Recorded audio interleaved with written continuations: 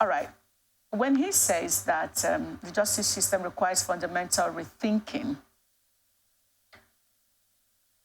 coming from the NBA president and, of course, from the communique that came out of that, one begins to wonder,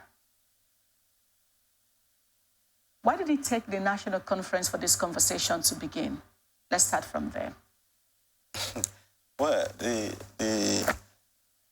issue there is definitely issues must arise, and there must be a platform to discussing the way forward.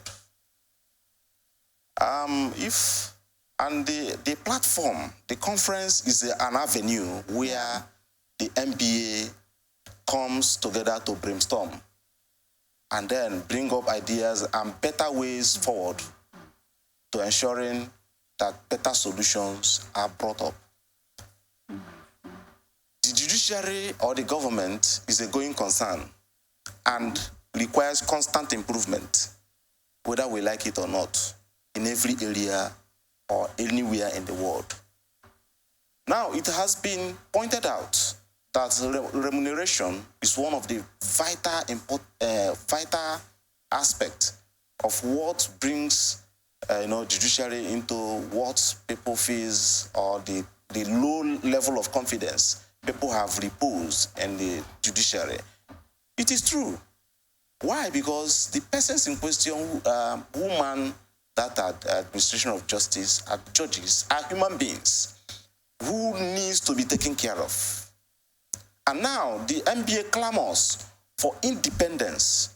The independence of judiciary presupposes financial independence as well. So if the Revenue Mobilization, Allocation and Fiscal Commission, as established by the Act, Revenue Mobilization, Allocation and Fiscal Commission Act, continue to allocate funds to the judiciary, because this commission in question is under direct control of the president, which is the executive arm of the government. And now we have the three arms of government that are expected to act independently, that are supposed to act independently, not just in respect of their function, but also financially, fiscal policies, fiscal control should also be factored in with respect to their separation. In as much as they are separate, does not mean that they also align in some way, because they act as check and balances to the other arms of government. So with that, I think it will bring efficiency, it will bring transparency, it will bring some level of control over your financial dealings. And then as such, they themselves know what is due, what is expected to be due to the judges who man this administration of justice. An adequate and ample of financial remuneration should also be provided to keep them, like in River State, for instance. I must give kudos to the River State government, because if you look at their judges, you know that they were taken care of. You understand what I'm saying? But, however, I must also clamor that it should not flow from the executive arm. Let the judiciary have their separate financial control, so that, to an extent, they cannot be influenced, because they say that he who pays the piper dictates the tune. And if the executive controls maximally, the whole remuneration is to be administered to the judges. To an extent, there will be some level of influence. Whether you like it or not, we are human beings. Whether you like it or not. And also, someone who is not being paid properly, you know that that person is very vulnerable in that aspect also.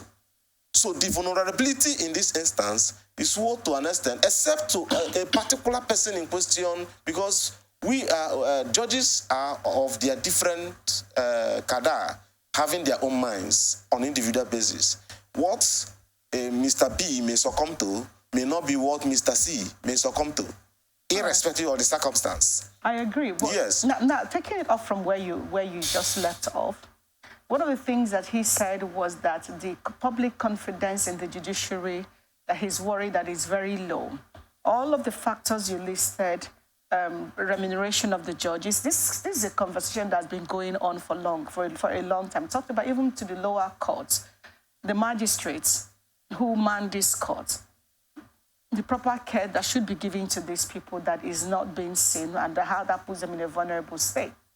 Now, saying that the public confidence in the judiciary is very low, and asking for the government to step in to do the needful, is this just a responsibility of the government, or should we also be looking at the NBA itself to begin to put its house in order?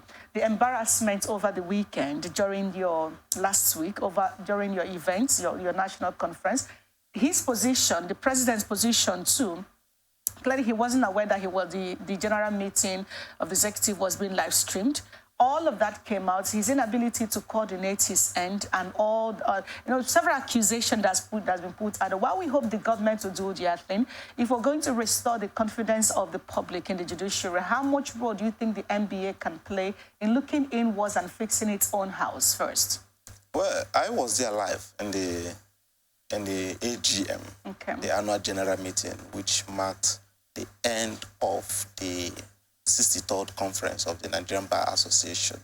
Yes, there were accusations and counter-accusations against the person of the president, particularly the second vice president, coming from the treasurer, who said, look, the financial report which was brought to us, it was not prepared by me, and I was told to sign. You understand what I'm saying?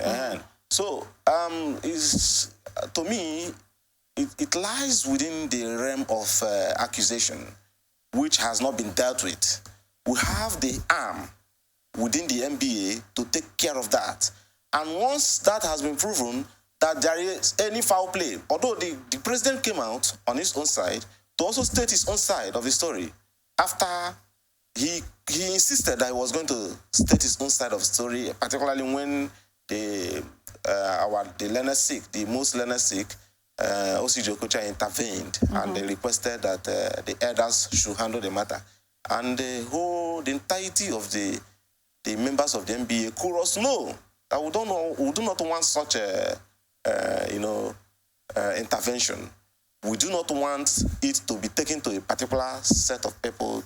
Let it be concluded here, because it is the AGM that has the final say when it comes to, it's an arm of the NBA that has the final say.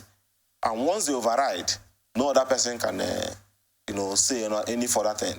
So the president succumbed to that and also stated his own side of the story, based on the accusation. I believe it will be followed further, and investigations will be conducted to checkmate whether the essence or the purpose of doing or conducting such act was for the purpose of embezzlement. You understand what I'm saying? So if that is found out, we'll have what we call the legal practitioner disciplinary committee that will come into their function and then sanction whoever that is found culpable. But accusations have been laid. Look, I was not carried along. Yeah, but before that accusation, remember that Professor Chidodin Kanu had to also resign his involvement in one of the NBA committees over financial misappropriation to the same complaint. To remember that he wasn't also being carried along as per what is in and what is out in terms of finances. And now, that is on one side. If you also look at beyond the financial misappropriation that the president is being accused of, malhandling of his administration that is being accused of, there are other issues that people are also using to question the NBA. As learned people, the Nigerians say we expected so much. For instance, your entertainment angle with the popular Portable artist, Portable. And on one hand, you're saying that Ifunanya, because he was the baddest lawyer girl, that because he had she had her MBA, her uniform, her lawyer robe, and was seen smoking marijuana or presenting herself as a lawyer. So if these are all of this now, in terms of your appearance, the ethics of your profession, and a whole lot that has gone on, it's not just about the financial misappropriation. Do you think the NBA need to begin to do some house cleaning to ensure that they come back to what we'll know them to be as learned gentlemen. Well, in the first place, the accusation at the AGM was not that of financial misappropriation. But the treasurer, the second vice president, came out to say, we are not carried along. We are not carried along. There's an accusation before that, a few months ago. The Chindodin Carlo also stated that he was not carried along. You understand what I'm saying? Funds was appropriated without going through due process. Due process. Now, that will be investigated. You understand what I'm saying? Mm-hmm. It has raised an eyebrow in as much as we are concerned. First, our justice system presupposes that any person who is accused of a criminal offense, because this lies within the realm of criminality, whether we like it or not, any person who is accused of a criminal offense shall be presumed to be innocent until proven guilty. And we have a platform within the NBA, that is the Legal Practitioners Disciplinary Committee, to handle this issue before it is taken to the regular courts. You understand what I'm saying? We have an internal mechanism of resolving issues, which is the Legal Practitioner Disciplinary Committee. And now, the Legal Practitioner Disciplinary Committee this eyebrow having been raised, we are lawyers, definitely. There must be one or two persons who will take it up. It cannot be swept under the carpet. But if an allegation of that magnitude, definitely Chida Donkalo is a respectable professor in Nigeria, and you cannot impugn. We are all human beings anyways. You cannot impugn, but there is no record in the past of any suspicion of criminality against him.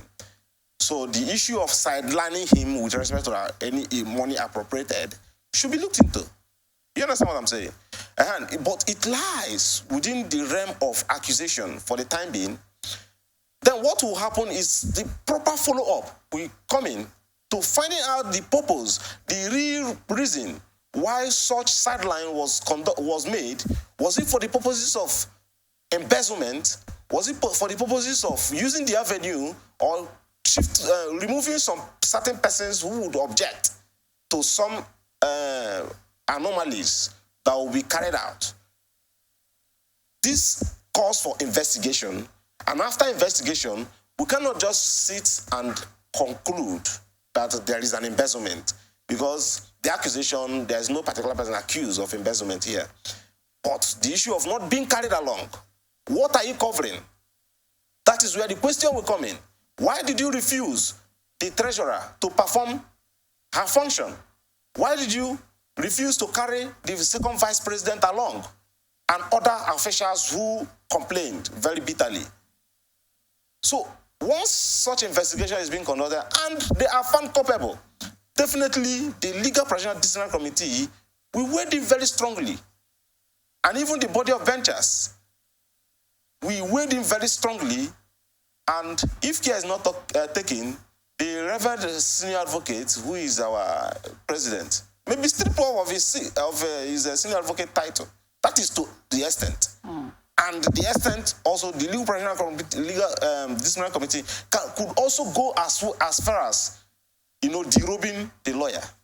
You understand what I mean? These are disciplinary measures. So, but it cannot just conclude when the necessary investigations have not been conducted to ensuring that this is unraveled, to seeing who and who is culpable.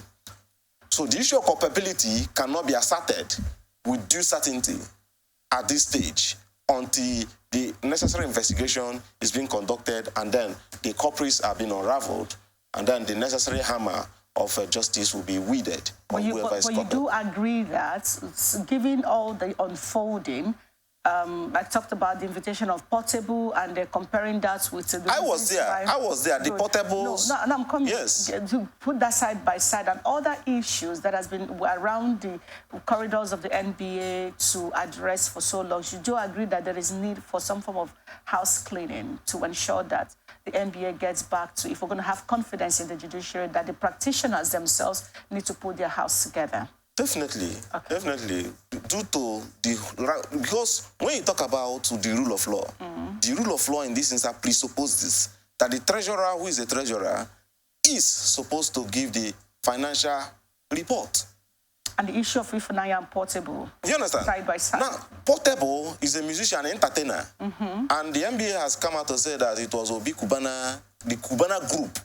We are the ones who definitely cannot tell me. There are people who organized. It was the Cubana group that organized for the Portable to come in. And you mean the organizers, the conference organizer did not know that that's the artist? That is where I'm coming.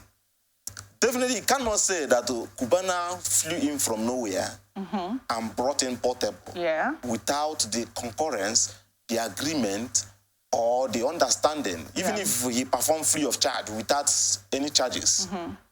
Definitely, the AGC planning committee was put to the no. You understand what I'm saying? Was put to the no. That is the truth in the issue. And haven't been aware of this. I am not against the person of Portable. Of course. He's a human being who was invited. He didn't come there on the volition of his own. Okay?